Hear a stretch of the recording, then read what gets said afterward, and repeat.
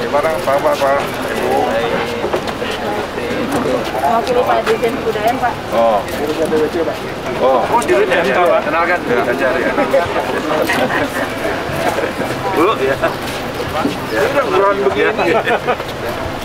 Yang tadinya 18 sekarang 7. Loh iya, ini kan yang kita jadi juga barang ini. Jadi juga nih barang apa nih? Biar bersih terus seperti ini. Jangan ada bagus. Apalagi dok, ini masalah dok. Aku lihat dari sini juga ada ini kan? Ada ini penjelasan dari pengembalian. Oke.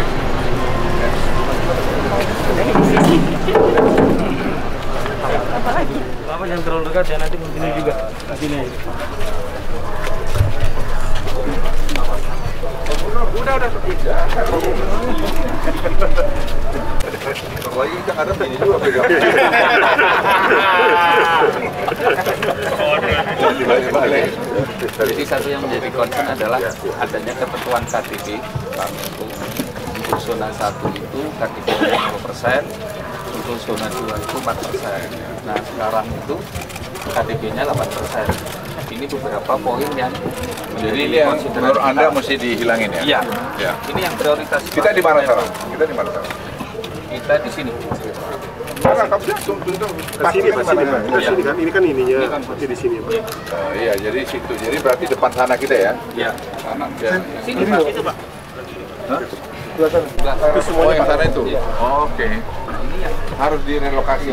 Iya ya, konteksnya relokasi ke lapangan tujuan yang kita sudah berapa kali kita rapatkan. Karena kalau ini kita lakukan, ini mengurangi 4%. Ini dari 8% itu bisa jadi kita. Wow, dampaknya besar ya. Itu PUPR gimana? PUPR nggak Ya, ada? ada Pak, nanti PUPR udah siap, Pak. Gimana ini PUPR? iya Bapak, izin melaporkan kalau ya. Kemudian pada prinsipnya kan kami itu menunggu Iya. IR. Dari test impact assessment dari Kemendikbud, Pak. Oh, Dikbud mana Dikbud? Iya, Pak. Siap. Gimana itu? Ya. Sekarang sudah ada di Dirjen Kebudayaan, tengah menyerahkan ke Dirjen Ketenagaraan. Oh, jadi sudah kalian sudah berdanu. Kalau gitu nggak ada masalah udah ya? Apa itu boleh? Tahu bikin hari Selasa kita rapat nih jadi menteri pendidikan, PUPR, terus Pak Gubernur. Ya udah kita pada malam. Hah? Pariwisata ya, 4 ya. Ya. Zoom aja. Biar selesai agendanya satu aja tadi mengenai. Ya 10 menit rapat selesai. Pak Gubernur sini. Baru Pak. Oke.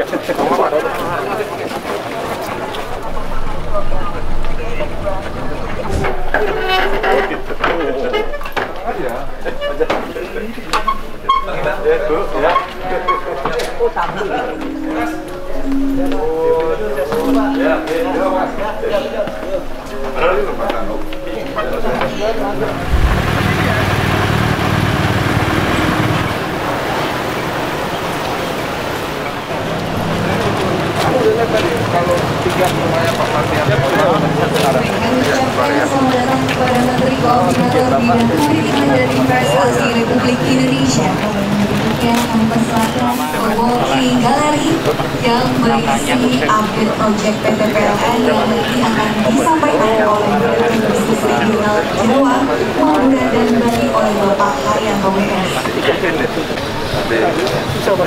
Halo Mas Ali.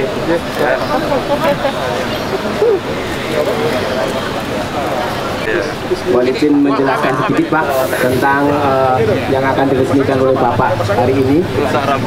Jadi sesuai dengan amanah Perpres nomor 55 tahun 2019, PLN terus melakukan mengembangkan ekosistem mobil listrik Pak.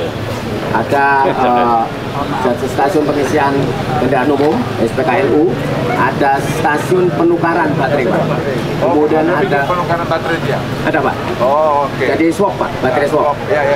Kemudian ada home charging untuk yang di rumah. Sekarang mau trendy nih. Ya. Jadi baterainya jadi swap ya. Kemudian adalah ada aplikasinya New PLN Mobile.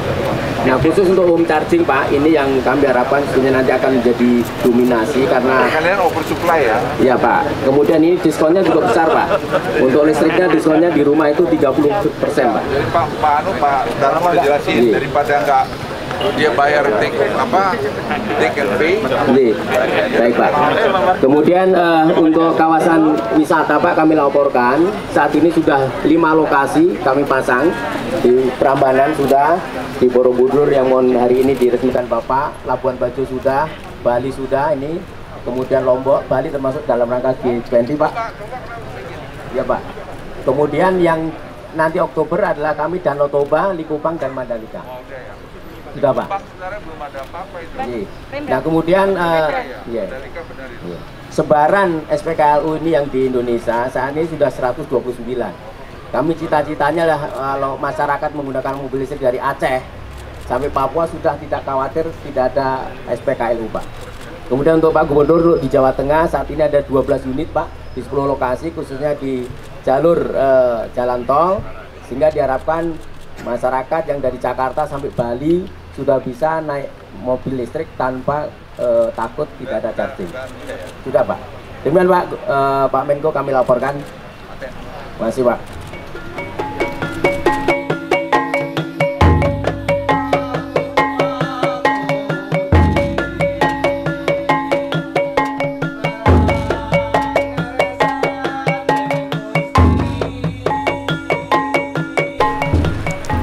Assalamualaikum warahmatullahi wabarakatuh. Yang saya hormati Bapak Gubernur Jawa Tengah, Pak Ganjar Pranowo, Wakil Menteri Badan Usaha Milik Negara Pak Tiko, hormati juga Kepala LKPP Pak Anas, Pak Bupati Magelang, dan semua hadirin yang berbahagia. Kita ucapkan selamat atas peresmian Borobudur sebagai destinasi ramah lingkungan dan berkelanjutan. Saya sampaikan apresiasi terhadap kerja keras tim membuat ini jadi. Jadi saya minta kalau boleh Inka tadi mana Inka? Pak Dirut Inka, biasanya jangan satu lah, tambah kalau tidak 4 atau 5 di sini biar dia budaya. Jadi karena kita mau serius untuk tadi make EV, electric vehicle, mobil listrik, bus listrik. Dan juga saya minta nanti kepada Hyundai mobilnya ditambah di sini lagi. Kalau sepeda motor tadi Grab, Pak Rizky udah paten itu, udah bikin ini. Jadi kalau boleh nanti semua Pak CEO-nya kawasan tidak boleh lagi bertahap nanti pakai mobil motor dan mobil fosil. Jadi kalau bisa ditargetkan dalam akhir tahun ini sehingga tahun depan sudah mulai bersih ini dari mobil fosil. Dan kita ingin kawasan Borobudur ini menjadi kawasan green. Nah, jadi kita tadi dengan rapat pada teman-teman sekalian, hadirin, ada media di sini, kita target ini Borobudur akan selesai semua penataannya 2024. Jadi nanti sudah akan cantik, Presiden sudah merintahkan itu. Dan tadi budget yang terakhir kita tadi usulkan untuk di sini tadi 6,8 triliun untuk penataan ini semua. Jadi masalah tanah kita beresin, masalah penempatan kita beresin, masalah lampu, kabel tidak boleh ada lagi di atas dan sebagainya. Dan ini saya pikir hal yang harus kita lakukan karena sekarang Indonesia itu salah satu negara yang leading dalam masalah-masalah energi hijau ini. Nah, saya berharap kita semua untuk juga bekerja sama mendukung ini. Dan ini juga dalam konteks G20 yang kita sebagai tuan rumah yang akan dilakukan nanti bulan November tahun ini di Bali 15-16. Tapi sebelum itu pun sudah banyak pertemuan-pertemuan di sekitar ini dalam konteks G20. Nah, oleh karena itu masalah kebersihan tadi, masalah ramah lingkungan tadi, itu perlu menjadi perhatian kita. Nah, hari ini tadi kita akan resmikan ini, dan saya ucapkan selamat tadi kepada PLN yang sudah Pak Dirjen sini ada tadi, Pak Rida, Pak siapa? Bradan ada di sini, yang mereka yang punya kerjaan ini semua, dan juga perkawasan. Pada Odo ini yang paling banyak kerja keras. Berdiri dulu kamu dong. Odo berdiri biar kelihatan mukanya. Ini orang kita import dari mana? Ini deputi saya yang banyak bekerja sekali mau mengolah pariwisata ini. Jadi ini adalah kerjasama tim. Jadi saya ingin pada teman-teman sekalian, kalau kita berlakukan kerjasama secara bersama-sama, tidak ada masalah yang tidak bisa kita selesaikan. Dan secara khusus saya terima kasih pada Gubernur dan Pak Bupati Jenderal yang sudah membantu ini. Tadi masalah sampah kita lihat, ada 2 tempat sampah tadi di sini. Tadi Pak Bupati dengan Pak Gubernur dan tadi BPKP di sini udah bicara, dan teknologi kita harap nanti ini harus selesai mulai kerjaan sampah ini. Jadi tahun depan tidak boleh lagi ada sampah menumpuk yang ada di 2 tempat tadi yang kami lihat, satu diantaranya. Dan saya juga berharap semua masyarakat kita harus saling dukung. Jadi Borobudur tidak bisa lagi nanti semua orang naik ke atas karena itu sudah mulai tenggelam. Jadi akan dibatasi 1.200 orang per hari jumlah orang yang naik, dan kemudian nanti orang asing harus bayar berapa, orang Indonesia harus bayar berapa, dan anak sekolah diberikan kuota 25% setiap hari, dan dia hanya bayar tadi kira-kira Rp5.000. Dan saya juga terima kasih kepada Kementerian BUMN, kerjasama dari Kementerian SDM. Kita semua rame-rame menyelesaikan ini, insya Allah ini akan semua baik. Dan saya berharap sekali lagi dengan peran Gubernur yang menurut saya canggih di sini dengan Pak Bupati, kita tidak akan ada yang tidak bisa kita selesaikan. Jadi harus selesai 2024, tidak ada alasan tidak selesai, sehingga siapapun nanti yang akan pemimpin negeri ini sudah menerima Borobudur dan 5 turis destinasi yang diterapkan Presiden itu betul-betul terpadu dan bisa dinikmati oleh banyak orang. Sekali lagi terima kasih. Wassalamualaikum warahmatullahi wabarakatuh. Oke, kita beri tepuk tangan. Kita ucapkan selamat secara resmi SPKLU PLN sudah dibuka, kemudian dan juga Borobudur sebagai destinasi yang berkualitas dan juga berkelanjutan. Dan selanjutnya kami mohon untuk Bapak Menko menandatangani 2 prasasti. Yang pertama prasasti peresmian SPKLU di Candi Borobudur, dan yang kedua adalah SPKLU yang berada di Candi Prambanan. Jadi dua-duanya sekaligus ditandatangani pada hari ini, 4 Juni 2022. Baik, prasasti pertama sudah ditandatangani, selanjutnya prasasti masih peresmian SPKLU PLN yang berada di area Candi Prambanan. Baik, terima kasih. Dan selanjutnya Bapak Menko akan dijelaskan simulasi charging mobil listrik yang akan dijelaskan oleh Direktur Regional dari PT PLN. Silakan. Ini monggo Pak Menteri untuk bisa mencoba charging. Pak, maju sini Pak.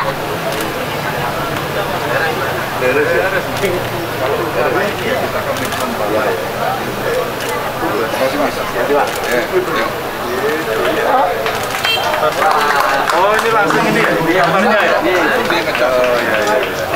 Berapa lama ini? Ini untuk 2 jam ini adalah fast charging, Pak. Kalau yang di Bali Ultra itu 30 menit, Pak.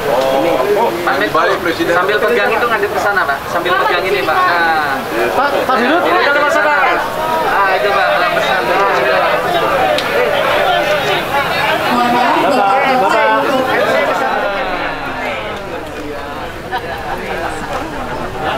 Assalamualaikum warahmatullahi wabarakatuh. Tadi kami rapat mengenai Borobudur. Ada 5 tourist destination, super destination ini. Tadi salah satu Borobudur. Jadi Borobudur kita cek lagi progresnya 1,5 tahun terakhir ini, karena kemarin ada COVID, ada sedikit penundaan. Tapi saya kira Anda sudah lihat tadi luar biasa progresnya. Jadi saya kira Pak Gubernur, Pak Bupati sudah memberikan kontribusi yang sangat baik dalam pembangunan dan penataan kembali Borobudur. Tadi kita mau kawasan Borobudur ini betul-betul kawasan yang nanti green. Tadi Pak Tiko sebagai Wakil Menteri BUMN sudah juga menata dengan semua kendaraan-kendaraan yang kita sudah tadi ekspos di sini, baik sepeda motor, mobil, bis, itu adalah EV. Dan kita berharap tahun depan itu mungkin sudah lebih banyak lagi yang pakai EV, dan kita berharap di Borobudur ini khusus tahun depan itu sudah tidak ada lagi mungkin mobil kendaraan fosil, semua sudah pakai green. Nah, tadi mengenai Borobudur kita ada putuskan juga akan membatasi orang naik hanya 1.200 per hari. Dari 1.200 per hari itu kalau orang asing kita kasih $100, kalau yang dalam negeri kita kasih tadi 700.000. Kemudian anak sekolah tadi ada yang ngusulin 50.000, tapi kita putuskan tadi Rp5.000 karena biar anak sekolah itu 25% dari jumlah itu anak-anak sekolah kita bisa juga menikmati sana. Tapi kenapa kita lakukan itu? Karena rekomendasi dari UNESCO dan juga banyak pakar sudah terjadi penurunan Borobudur dan kemudian haus dari materialnya. Yang lain-lain saya kira sudah tadi kita tata soal pasar, kita akan selesaikan soal sampah. Tadi ada 2 tempat dengan Pak Gubernur dan Pak Bupati kita lihat, kita harap itu sudah mulai nanti construction bulan tahun ini. Jadi nanti bulan Oktober kami akan lihat lagi progresnya sama seperti yang di Bali. Jadi kita tidak pakai waste to energy, kita pakai nanti ada pilihan RDF atau TSPT 3S. Kira-kira itu yang bisa saya sampaikan. Silakan, ada pertanyaan. Mungkin bisa dijelaskan apakah itu untuk konsep ini? Ya, khusus untuk sini nanti betul-betul soal tanah, soal bangunan segala macam tadi. Jadi sudah ada breakdown-nya, nanti Anda bisa tanya. Apakah dengan jumlah pengunjung ini tidak berpengaruh pada jumlah kunjungan wisatawan di Borobudur sebagai sumber? Tidak, karena akan dibuat nanti menarik sekali. Sekarang kan Anda kalau jalan di Boulevardnya kan menarik ya. Dan kalau Anda mau naik ke atas ya online, daftar. Nanti bisa dapat, karena sekarang di semua sudah jadi. Kita nanti mungkin linkkan kepada Peduli Lindungi biar bisa naiknya ke atas. Jadi mendidik masyarakat kita lebih disiplin, tetapi membuat juga kawasan ini menjadi ramah. Diberlakukan mulai kapan, Pak? Ya ini lagi, saya kira lagi digodok mungkin dalam 1 bulan ke depan. Pak, kalau untuk clean tourism sendiri yang Bapak bilang tadi, selain SPKLU, apa percepatan yang akan dilakukan? Terus untuk EV vehicle yang digunakan untuk di pariwisata akan dikembangkan berapa unit minimal? Ada ya, kalau sini, gitu, kalau kamu lihat sekarang EV-nya buatan dalam negeri semua. Jadi busnya buatan dalam negeri, buatan Inka, buatan siapa aja. Sepeda motor, tadi ada sepeda motor listrik yang di-convert jadi sepeda motor fosil jadi sepeda motor listrik. Dan ada yang buatan dalam negeri. Dan ternyata bangsa kita bisa buat, itu semua TKDN. Jadi kita juga harus dorong itu. Ya ada masih kurang-kurang sedikit, nggak apa-apa, tapi sambil jalan akan terus kita perbaiki. Ya. Beberapa waktu lalu kan Bapak juga sempat bertemu dengan Elon Musk ya Pak? Ya. Ini juga masih berkaitan dengan kendaraan listrik. Nah sejauh ini bagaimana sih Pak kelanjutannya dari... Ya memang ada pertanyaan apakah Elon Musk sudah investasi di Thailand. Yang betul dia buka agen. Ya, sama di Indonesia juga dia membuka agen.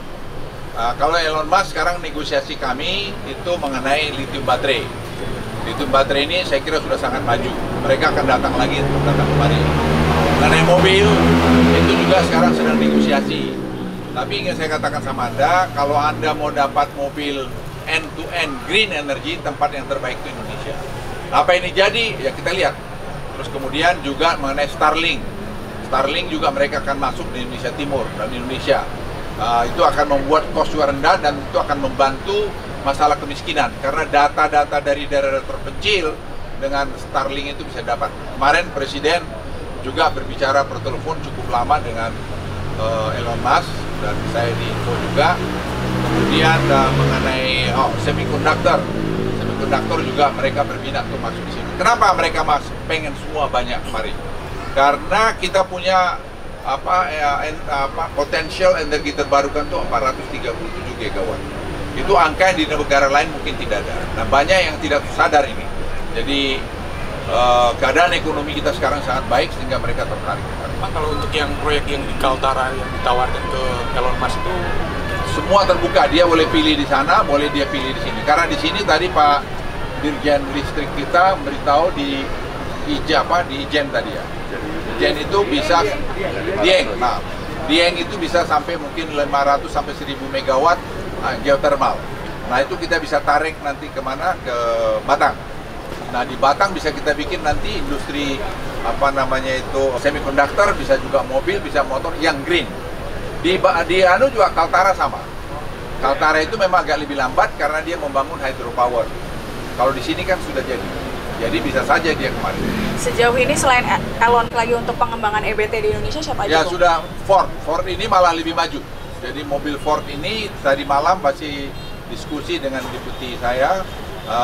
Mereka akan datang kemari untuk lihat karena semua sekarang ini dunia ini lihat mana yang mereka bisa end to end dapat dan produknya green dan kosnya murah. Kita kosnya murah. Kita listrik itu 5 sen per kilowatt hour. Akan ada regulasi atau kebijakan yang bisa mendukung itu nggak dari pemerintah? Pak Tiko nih yang sudah melakukan semua. Jadi tidak ada masalah. Kita bikin orang investasi yang nyaman di Indonesia dan sekarang kita juga bagus. Nah, saya ingin garis bawahi mengenai utang. Ya supaya jangan itu dibikin berita-berita hoax. Utang kita betul 7.000 triliun. Tapi itu 41% dari PDB, roughly.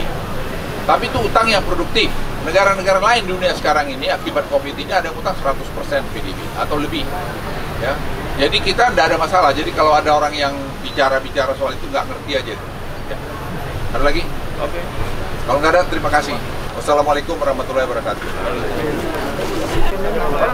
Ya, ada selasa, Pak. Pak. Waduh. Man. Ya. Yuk. Ya. Terima kasih.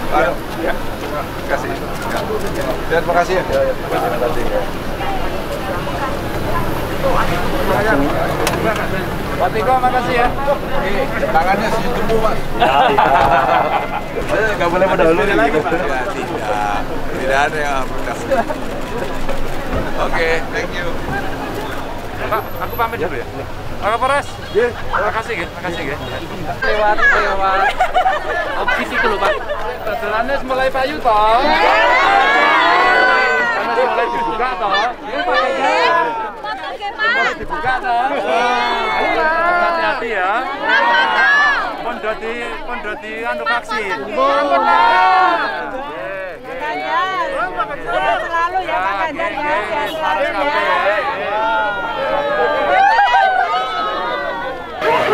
Pak Menko Marinvest memastikan semua pekerjaan yang ada di Borobudur ini beres. PR dari Provinsi Jawa Tengah yang menjadi catatan penting adalah penyelesaian soal sampah, dan kami senang tadi semuanya komitmen, ya, kabupaten komitmen membereskan soal tanah, teknologinya dicari, pilihannya mungkin RDF yang akan lebih baik, terus kemudian off-takernya dicarikan, ada beberapa pabrik semen di Jawa Tengah, kita akan fasilitasi. Izin-izin dari provinsi kita udah siapkan, kita percepat. Tapi ada tempat sampah yang memang mesti kita siapkan, tadi dengan Kementerian LHK udah dibantu sharing lahan, ada yang dari dalam kawasan, ada yang dari luar, dan nanti kita akan bereskan. Mudah-mudahan Senin besok mereka sudah bisa rapat semuanya. Yang kedua, terkait dengan semua yang terkait dengan HIA, ini kaitannya dengan UNESCO, maka pembangunannya mesti tertata rapi. Kalau sudah dari Dinas Kebudayaan, Dirjen Kebudayaan, Kementerian Pendidikan sudah selesai, segera kita harapkan dilimpahkan ke PUPR agar bisa kita kerjakan dengan cepat. Kalau itu semua bisa selesai, insya Allah ini akan cepat. Tugas saya, Pak Bupati, TWC, berikutnya ya, dan pemangku kepentingan sekitar Borobudur adalah meng-create event. Maka kami menyiapkan umpama besok Borobudur Marathon. Tadi masukan dari Pak Menko bagus. Mas, Borobudur Marathonnya tambahi dong dengan isu green. Ya, green energy, terus kemudian kondisi semua yang ada di sini yang serba orientasi lingkungan, mudah-mudahan bisa menjadi kampanye. Dan perhatian semuanya tadi transportasi massal yang ada di dalam. Kalau kita semangat, bisa nggak ya mulai tahun depan kita yang masuk di sekitar kawasan Borobudur semua sudah dengan kendaraan listrik. Mungkin yang belum listrik ditaruh di luar. Maka tadi PT Inka sudah memberikan contoh yang cukup bagus ya. Ada ojek online juga sudah memberikan contoh bagus. Nah, tinggal nanti siapa yang mengelola. Tadi kita pikir apakah dari pemerintah, baik pusat maupun daerah, atau kita berikan unit bisnis untuk bisa mengelola itu. Sehingga betul-betul yang ada di sini itu menggunakan energi hijau. Ya, oke, makasih. Laris ya. Pun mulai rame. Tak donga iki rezekine akeh. Sabar ya. Donga. Ya.